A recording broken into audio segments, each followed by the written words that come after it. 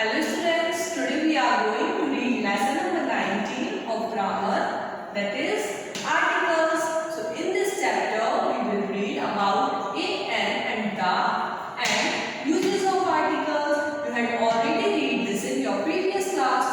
Let us start the chapter. Lesson number 19, articles. Articles are words which point out some definite or indefinite person or things.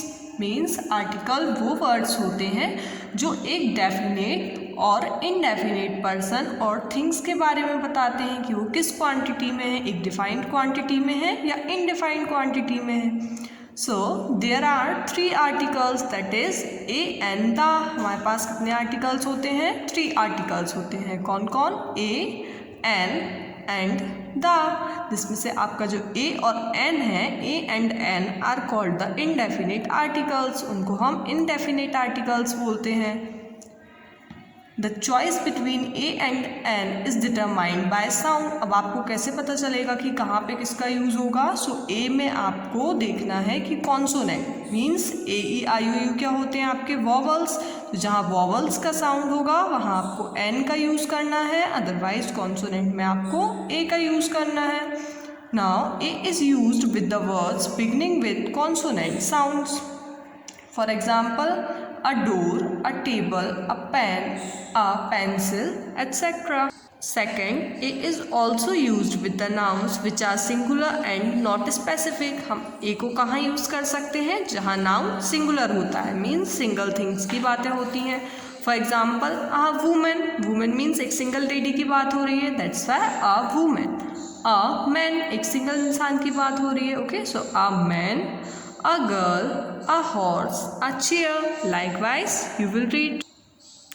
Now, n is used before the singular and non-specific sounds which begin with vowel sounds.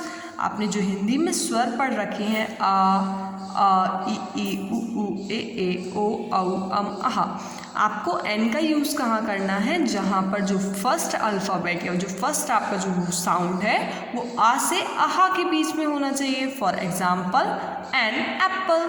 तो आपका जो first sound निकला that is apple, A E D का.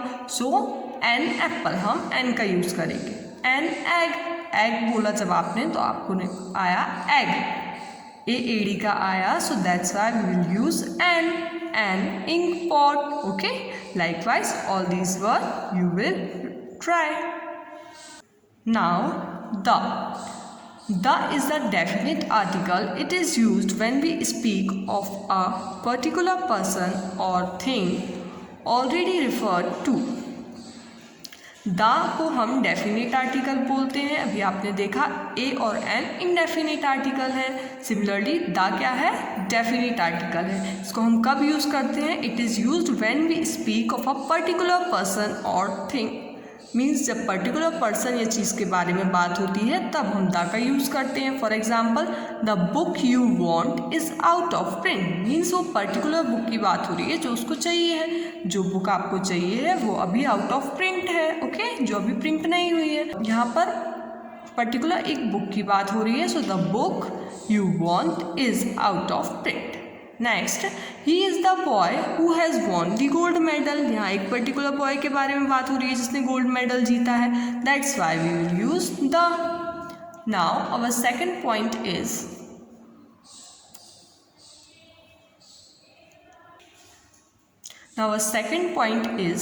the is used before the names of sacred books, newspaper, rivers, magazines, seas, oceans, group of islands, mountain ranges, girls and things which are unique and one of their own kinds. means हम दा का use कहाँ करते हैं? sacred books, जो आपकी Holi books होती हैं, that is your Ramayana, Gita, Bible, हम उनमें दा का यूज़ करते हैं. न्यूज़पेपर्स में आप दा का यूज़ करते हैं, जैसे the Hindustan times, okay, the Times of India.